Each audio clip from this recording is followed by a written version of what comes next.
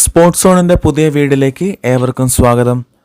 കേരള ബ്ലാസ്റ്റേഴ്സിന്റെ പരിശീലകനായിരുന്ന Ivan Vukomanovic team വിട്ടതിന് ശേഷം പുതിയ പരിശീലകനായുള്ള തിരച്ചിലാണ് ക്ലബ് മാനേജ്മെന്റ്.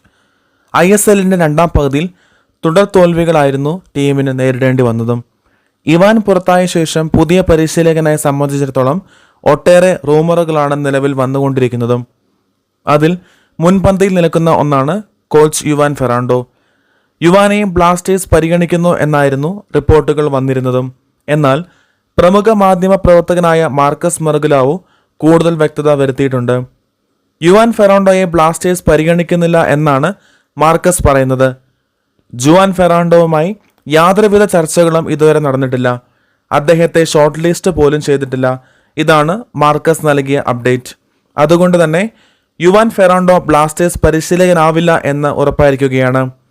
നേരത്തെ തന്നെ ISLൽ തന്നെ കിരീടം നേടിയിട്ടുള്ള കോച്ചാണ് യുവാൻ ഫെറാണ്ടോ.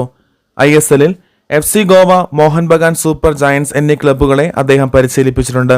എന്തായാലും അറ്റാക്കിംഗ് മെന്റാലിറ്റിയുള്ള ഒരു പരിശീലകനെയാവും ക്ലബ്ബ് നോട്ടമിടുന്നതും. നല്ലൊരു പരിശീലകനായുള്ള കാത്തിരിപ്പിലാണ് ആരാധകരും. ചാനൽ ഇഷ്ടമായാൽ വീഡിയോ ലൈക്ക് ചെയ്യാനും സബ്സ്ക്രൈബ് ചെയ്യാനും മറക്കരുത്. അടുത്ത വീഡിയോയിൽ വീണ്ടും കാണാം.